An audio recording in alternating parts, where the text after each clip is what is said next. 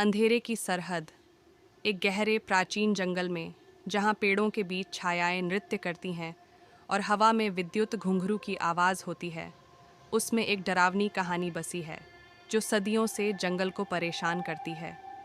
उस घने जंगल के दिल में एक छोड़ा हुआ कुटिया खड़ा था, जिसकी पुरानी खिड़कियाँ भूले हुए यादों के बोझ के नीचे झुकी हुई थीं। किस्से बातते थे कि उसके दीवारों के अंदर की बात सुनकर कुर्सियों पर चली आत्माएं उनको पागल कर देती थीं।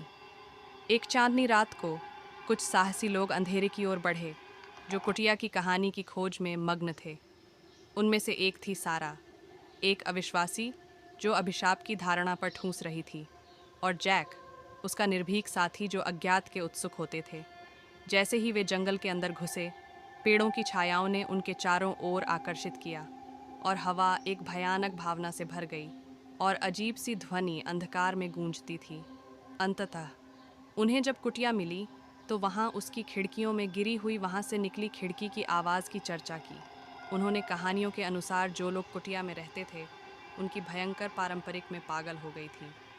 लेकिन जब वे छत में पहुँचे तो उन्होंने एक पुरानी चमड़े से बंधी किताब पाई, जिसकी पृष्ठ संक्षेप में खून से रंगे हुए थे और अंधेरे निषिद्ध शब्दों से भरे थे।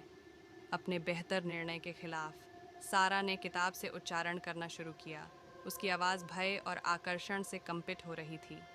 उसके हर शब्द के साथ वातावरण ठंडा हो रहा था और जंगल के बाहर कुछ भयानक ऊर्जा के साथ जीवित हो रहा था। अचानक कुटिया की दीवारें हिलने लगीं और उनके पैरों के नीचे लकड़ी के फर्श विरोध में गुड़गुड़ाने लगे। एक प्राचीन, अलौकिक चीख अंधेरे में गूंजी, जो उन्हें उनकी जड़ में रोक देती है। बचने की एक आवश्यकता में उन्होंने कुटिया से भागा।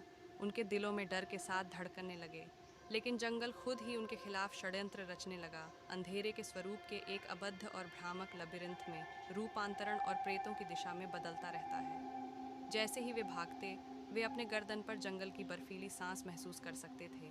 इसके अदृश्य हाथ उनके पीछे बाहर निकले। अंधेरे के अनंत भय की एक अज्ञात हावी होती थी, और दूर से उनकी अपनी चीखों की भयावह गूंज अंधेरे के द्वारा निगली जाती है। और इस प्रकार अंधेरे में कुटिया की कहानी बढ़ गई। इसके अभिशापी निवासियों को हमेशा के लिए जंगल में घूमने के लिए बांधा।